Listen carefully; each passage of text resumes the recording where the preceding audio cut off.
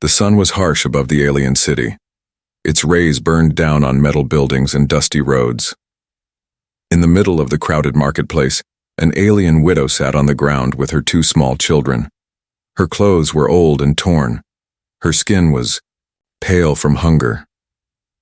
Her name was Yalari. No one stopped to look at her. Every morning, Yalari came to this corner and begged for work. "I can clean," she whispered. "I can fix simple machines. Please. I need food for my children." But the aliens around her only gave her cold eyes. "She's unlucky," they said. "She's cursed. Her husband died young. Bad omen. Don't even talk to her." Yalari didn't fight back. She only lowered her head and held her children close. Her youngest, a baby girl named Lilu, hadn't eaten in 2 days. The boy, Renar, was coughing.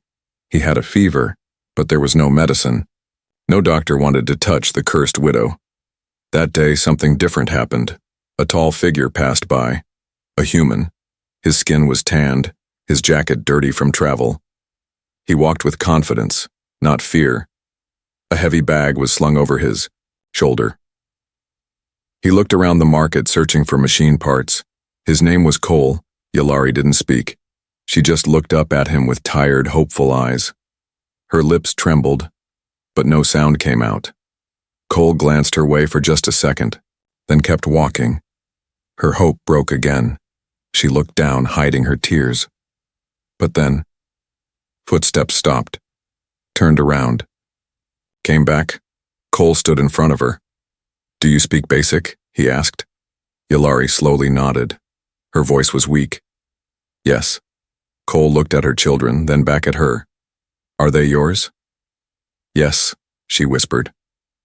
He crouched down, his tone calm but firm. "I saw you here yesterday, and the day before. You've been sitting in this same spot every day?" She nodded again.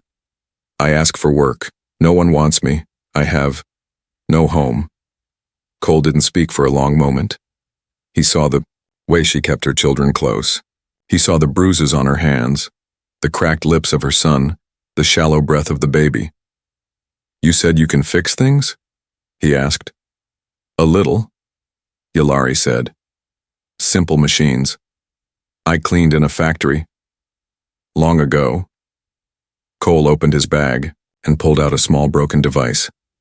A farming tool with a cracked power line. He handed it to her. "Fix this." Yalari blinked.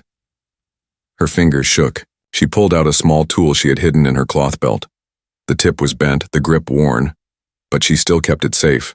Her hands moved fast, careful, like someone who once had pride in her work. In 5 minutes, the device buzzed to life. Cole stared at it, then at her. "Get up," he said.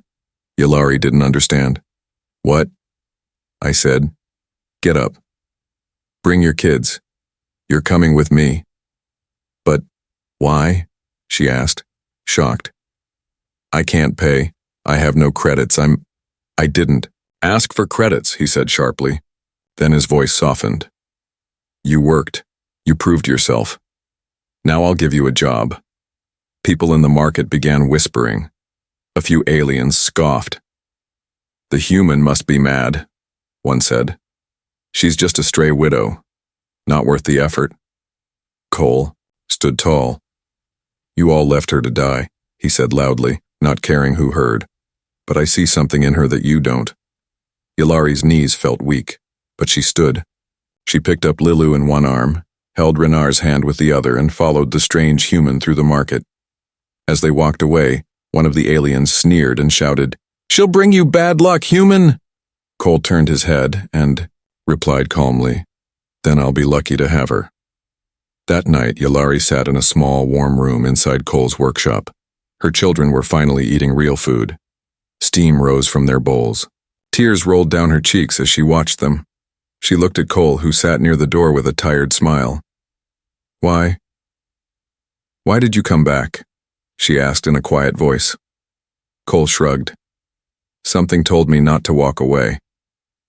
Yalari placed her hand over her heart. No one has ever said that before. Cole didn't reply. He just nodded. Outside, the city was still loud and cruel. But inside that workshop, something had changed. Yalari was no longer invisible. She had been seen. She had been chosen, and for the first time in years, she had hope. The room smelled like warm bread and steam. Yalari sat on the floor holding her baby close. Little Lilu had food around her mouth and a full belly for the first time in many days. Her older brother, Renard, ate silently beside her. His eyes wide with both hunger and disbelief, he kept looking at the human who gave them food, as if it was a dream that might disappear. Cole didn't say much. He sat across the room, fixing a broken part of a farming drone. Sparks flew from his tools, but he glanced up every few seconds just to make sure they were still eating. Yalari's hands trembled as she picked up another spoonful for her daughter. "Is this real?" she whispered to herself. She didn't expect an answer, but Cole heard her. "It's real," he said softly. "Eat slow, your stomach's not ready for too much." Yalari nodded. She hadn't eaten real food in 4 days, only dry roots and bits of bark she'd stolen from behind a food stall. Her body felt dizzy, warm, and confused. It didn't feel like punishment anymore. It felt like kindness. Later that evening, Cole gave her a small corner in the back room to sleep. The lights were dim, the floor was clean, and a blanket had been laid out. "Tomorrow morning," he said, "you start work. You clean the shop, you organize tools, maybe later I'll teach you more." Yalari stood holding her hands together nervously. "You are trusting me?" "You fixed something others couldn't," Cole replied. "You didn't beg. You worked. That means something." She bowed her head. "Thank you. I don't know how to repay you." Cole turned and walked back toward the workbench. "You already are." Night passed quietly. For the first time in years, Yalari slept without fear of cold, rain, or someone kicking her to move. Her children were warm beside her. She woke up only once, to check if it was still real. It was. By morning, she was sweeping the floor with quiet focus. Renard sat nearby, trying to help by sorting small metal parts into bins. Cole watched them as he sipped his morning drink. "You ever worked in a machine shop?" he asked. Yalari shook her head. "No, just cleaned them. But I watch. I learn." Cole nodded. "Good. Then watch this." He showed her how to repair a cracked wire, how to test circuits. Her eyes followed everything he did. She didn't talk much, but she listened closely. Later in the day, a customer entered the shop. It was a tall alien male with sharp eyes and cold skin. He looked around and narrowed his eyes when he saw Yalari standing behind the work counter. "You hired her?" the alien asked Cole with a disgusted voice. "A widow? Her kind's bad luck." Cole didn't flinch. "She's better than you think." The alien scoffed. "You'll regret it." "Maybe," Cole said calmly. "But not today. Today my tools are clean, and my machines are fixed." The alien didn't argue. He dropped a broken device on the table and left without another word. Yalari lowered her eyes. Her hands were shaking. "I didn't mean to bring you trouble," she whispered. Cole leaned over and tapped the tool she'd organized earlier. "You didn't." "They did." He looked her in the eye. "You're not the problem. You're part of the solution now." Her breath caught in her throat. No one had ever said that to her. By night, Yalari's back hurt. Her hands were dirty, and her body was tired. But for the first time in many years, it felt good. Because the pain came from work, not from begging. From purpose, not shame. Her son smiled before sleeping. Her baby daughter curled up warm, not hungry. And she felt seen, not like a ghost, not like trash, but like a mother, like a worker, like someone who mattered. Outside the window, the alien city lights blinked in the darkness. Inside, a widow. Alien and a human stranger were slowly becoming something rare in the galaxy. A team. Morning light shone through the broken window of the workshop. The old place was filled with dust, tools, and broken machines. It looked messy to most people, but to Yulari, it looked like a second chance. Cole handed her a damaged device with wires hanging out and buttons missing. "This one's been sitting here for 2 months," he said. "Even I couldn't figure it out. Take a look." Yulari held the device in her hands. It was a rusted translator unit, one used by travelers across different alien worlds. Its insides were badly corroded. Most engineers would have thrown it away. She sat on the ground, spread out the pieces, and began working. Cole watched from the side as he repaired another machine, but his eyes kept drifting toward her. Her hands moved fast but careful. She whispered softly to herself while working, as if the machine could hear her. "Why do you talk to them?" he asked, curious. Yulari looked up and smiled a little. "Machines are like people," she said. "Broken doesn't mean useless. You just have to understand what hurt them." Cole didn't reply, but he smiled too. By noon, she stood up and handed him the fixed translator. It blinked. It spoke. It worked. Cole stared at it in disbelief. "I tried 3 times, he said. 3 engineers tried too. What did you do?" Yulari shrugged. "Sometimes machines only respond when you treat them with care." Cole looked at her with something more than respect. It was trust, but not everyone felt the same. That evening, 2 local aliens came by the shop, both large, loud, and full of pride. They saw Yulari standing at the counter and laughed.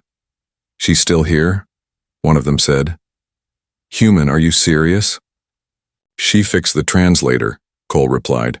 "The one no one else could." They laughed louder. "Yeah? She probably cursed it. Watch it explode in 2 days." Yulari kept her head down, silent. The taller alien leaned in and spat near her. "Beat.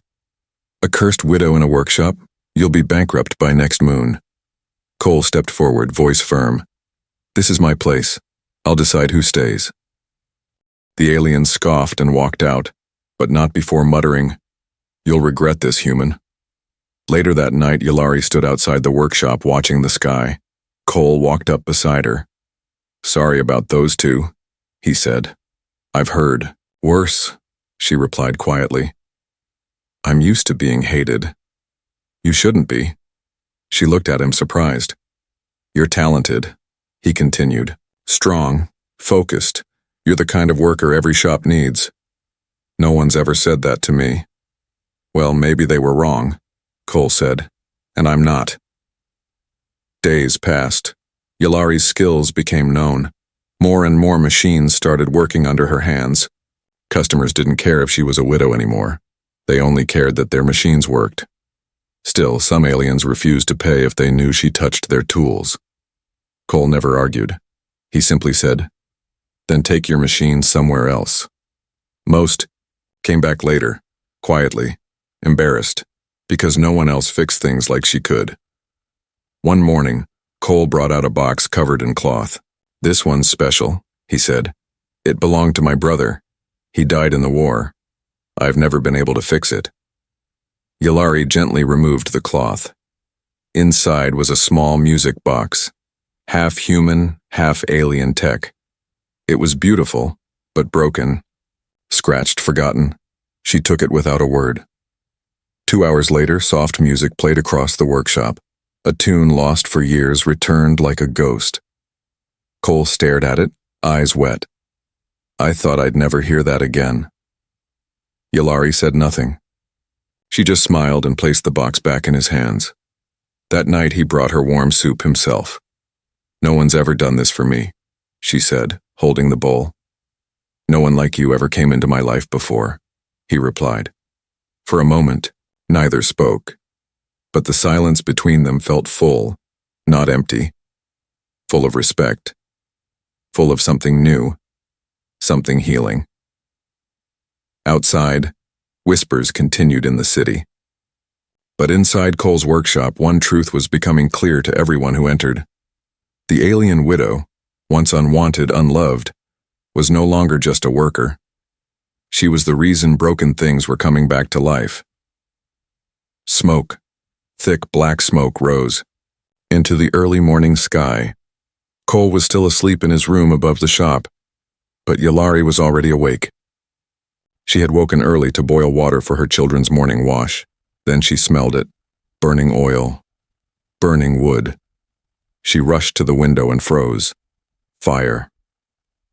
Outside, the workshop's supply shed was in flames. Sparks jumped from beam to beam. The fire was creeping toward the main building, hungry and fast. Yalari didn't scream. She ran. "Renard! Lilou!" she shouted, pulling her children from their sleeping mats. She wrapped them both in a single blanket and carried them to the back door. The heat was growing stronger every second. She shoved the door open. Flames licked at the walls now. The shed collapsed behind her with a loud crack. "Out! Get out!" she cried. But then, Lilou's necklace fell. It was made of soft string and a stone, something Yalari's late husband gave her before the war. It slipped from the baby's neck as she was carried outside. Renard screamed, "Mom! Lilou's necklace!" Yalari turned. The small stone glowed under the flickering firelight, still inside the smoke-filled room. She didn't hesitate. She ran back in. Cole woke to shouting and heat. The window beside his bed glowed orange. He jumped up, grabbed his coat, and stumbled down the stairs, just in time to see Yalari crawl out of the smoke, coughing, with the necklace in her hand. She had burns on her arms. Her dress was scorched, but she handed the necklace to her baby like it was treasure. Cole helped her sit, poured water on her skin, and looked at her like she'd done something insane. "You ran back in, for that?" he asked. Tears filled her eyes. It's all she, as from her father. Cole didn't say anything. He just sat beside her and watched the flames die down in silence. The city firefighters arrived late. As usual, one of them, a grumpy alien officer, asked questions, pretending to care. "Looks like arson," he said. "You make enemies, human?" Cole didn't answer. But Yalari's eyes narrowed. She knew who did this. Those two aliens who spat at her. They hated her success. Hated that a human trusted her, that she was no longer invisible. They wanted to scare her. Or worse, remove her. That night, the shop was dark and quiet. The air still smelled of smoke. Most of the tools had been saved, but the supply shed was gone. Yalari sat beside her children, wrapping bandages on her arm. Cole came over with tea. "I should leave," Yalari whispered. "This is my fault." "No," Cole said firmly. "This is their fault. But I brought danger to your door. You brought life to this shop. You brought skill, heart, loyalty. That fire didn't come because of who you are. It came because they're afraid of what you're becoming." She didn't reply. He leaned forward. "I won't let you go. I won't let fear win. Will you?" Yalari's eyes filled with tears. "No," she said softly. "I won't." The next day they opened the shop again. Burnt walls, missing shed, broken lights, but still open. Customers came, shocked by the damage. One by one they stepped inside. Not for pity, but because their machines still needed Yalari's hands. Later, that week, the two aliens who likely started the fire passed by again. They looked confused, angry. "Still standing?" one said. Cole didn't even look up. Yalari stepped forward instead. "Yes," she said. "Still standing. Still working. Still feeding my children. Your fire wasn't strong enough." They stared at her, then walked away, defeated. That night, Cole brought out a surprise. A new necklace, stronger, made of silver, with the same kind of stone, just in case, he said, placing it around Lilou's neck. Yalari looked at him, voice shaking. "Why do you care so much?" Cole smiled. "Because when no one else did, you still believed in yourself." In the ruins of fire, something stronger had risen. Not just trust, not just friendship, a bond built in ashes. The burned walls still smelled of smoke. But every morning, Yalari swept the floor like it was new. She cleaned the tools, organized the wires, and set fresh water for Cole and her children. Her burns were healing. The shop still stood. But something else had changed. So, had she? Customers no longer asked, "Is she allowed to touch that?" They now said, "Where is she? I want her to fix this." Even suppliers from outside the city came asking for the widow with the clever hands. They said machines lasted longer when she worked on them. Cole noticed, of course. But he said nothing until one quiet evening. Yulari was bent over a broken hover tool. She didn't know Cole was watching her. "Yulari," he said suddenly, "come here." She wiped her hands and stood. "Yes?" He walked over to the workbench, pulled out a small bag and handed it to her. Inside were credits, real money. She stared at the bag like it was a weapon. "I don't understand," she said. "That's your share," Cole replied. "Half." "My share? You're not a worker anymore," he said. "You're my partner, you've earned it." Yulari's lips trembled. "But I'm just—" "No," Cole interrupted. "You're not just anything. You saved my shop, you saved your children, you fixed what I couldn't. You stood your ground after the fire. And the customers come here because of you. You're not a servant. You're not a burden. You're not weak. You are the reason this place still breathes." Yulari couldn't speak. She clutched the bag of credits to her chest. Her fingers were shaking. "No one has ever shared anything with me," she whispered. Cole smiled. "Then let this be the first of many." News traveled fast in the city. Whispers spread that the human and the widow were now partners, that she was equal, not owned, not controlled, that she was making money, feeding her children with pride, teaching other women how to repair things. Some aliens laughed at it, others sneered. But a few began to send their daughters to her for lessons. One afternoon, a group of alien women stood outside the shop, looking nervous. Yulari opened the door. "Can we watch you work?" one of them asked. "We heard you teach." "I do," Yulari said softly. "If you're willing to learn." They nodded, nervously, hopefully. By the next week, Cole had to move his tools to the back room. Yulari's table was always full of learners now. He didn't mind. He watched her lead with quiet power, no shouting, no pride, just skill and heart. "She's building something bigger than machines," he whispered to himself. "She's building people." One evening, as the sun set over the rooftops, Yulari stood beside Cole on the small balcony above the shop. Renar and Lilu played quietly nearby. "You were right," she said. "I was more than I thought." Cole didn't reply. "You gave me a chance, and now I want to give it to others. I want to train more widows, more mothers, more women who were left behind like me." Cole nodded. "Then let's do it together." The silence between them was warm, trusting, safe. Yulari looked up at him. "Why me?" he answered slowly. "Because the day I saw you in the dust, you didn't beg for help. You begged for work. That meant everything." Below them, the shop lights flickered on. Tools hummed. Laughter echoed. The broken, burned shop had become something more. Not a workshop. Not a shelter. A home. And Yulari was no longer just part of it. She was half of its heart. Once they spat near her feet. Now they spoke her name in hushed voices, Yulari. It began with the customers. "Ask Yulari," they'd say. "She's better than any engineer I've met." Then it reached the trade guild, then the city corner. Gossip. "She was a widow," some whispered, "but now she runs the most trusted shop in the district." And it was true. Yulari no longer worked behind anyone. She stood beside Cole, equal, strong, calm. And she wore it with quiet pride, not loud words. One morning, a wealthy alien merchant arrived at the shop. He stepped from a golden hovercraft surrounded by guards. His clothes shimmered. His tone was sharp. "I want the best," he said to Cole. "And I hear it's the widow." Yulari stepped forward, wiping her hands.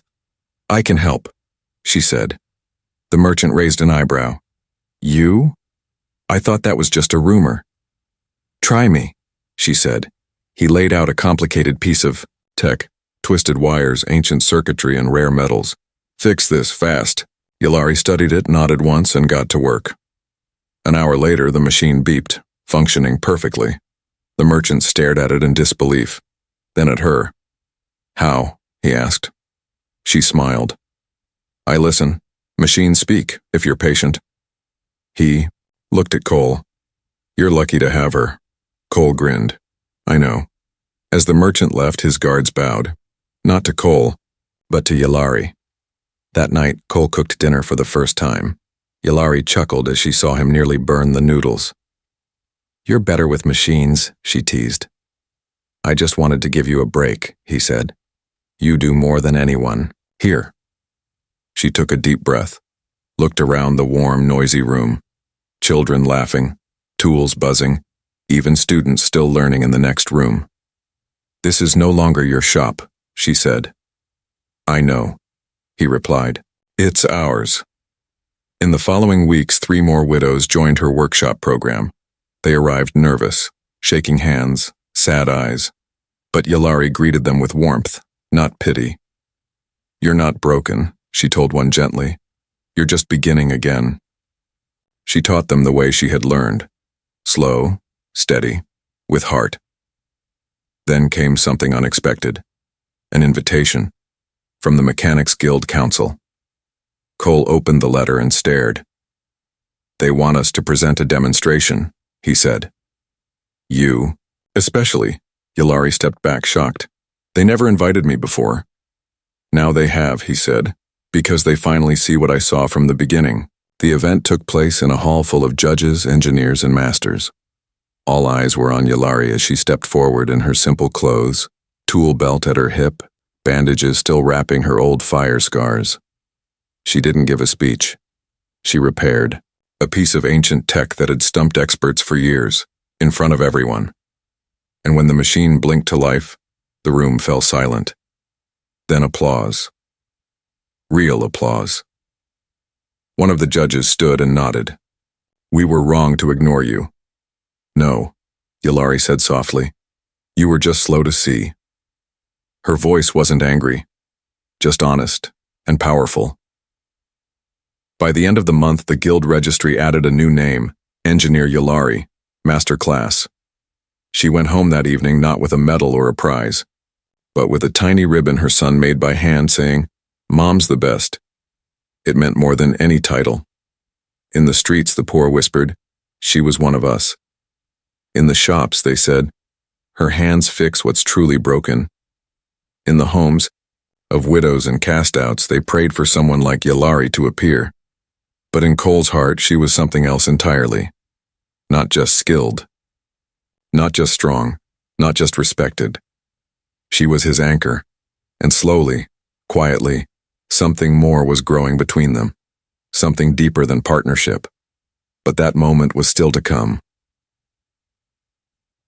The stars were bright that night.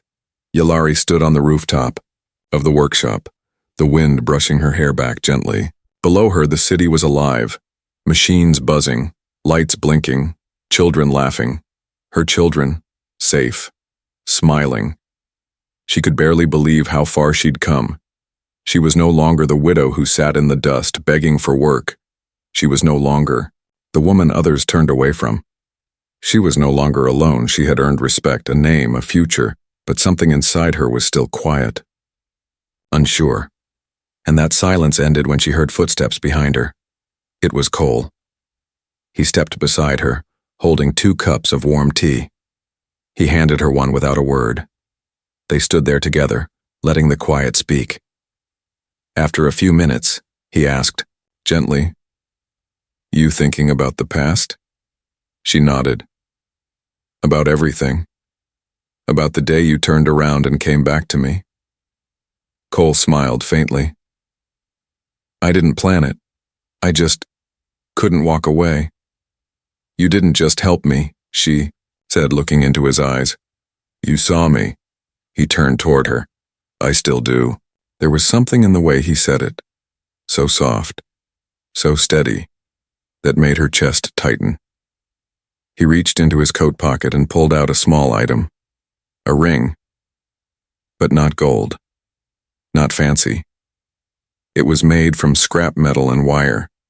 Pieces from the very first device she fixed for him. Worn smooth, handmade, her breath caught. "I'm not asking this because I feel sorry for you," he said. "I'm asking because every day I choose to work beside you.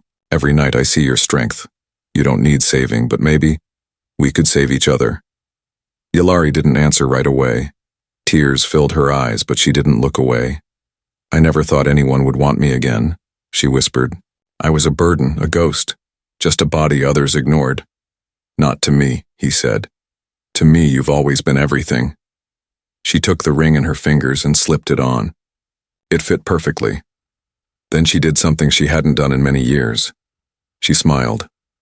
Not a small, polite smile, but a deep, real one. The kind that came from a place far inside the heart.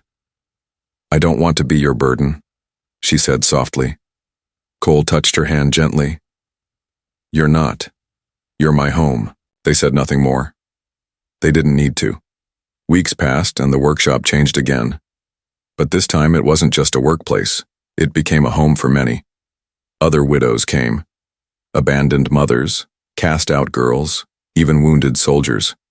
Yulari welcomed all with patience while Cole built extra rooms. They didn't call her widow anymore. They called her Mistress Yulari, Mother Yulari, Boss Yulari. And sometimes Cole just called her wife. One night, Renar crawled into Cole's lap and asked, "Were you scared when you first helped us?" Cole laughed. "A little." "Why did you do it?" Cole looked at Yulari, who was rocking. "Lilu by the fire because your mother," he said, "was worth everything I had and more." The city that once laughed at her name now respected it. The market where no one would hire her now sold her machines. The place where no one wanted her to live was now proud she stayed.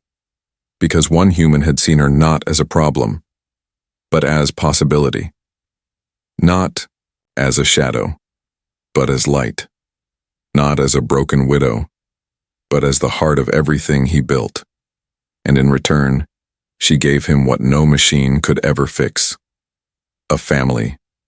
A purpose. A future.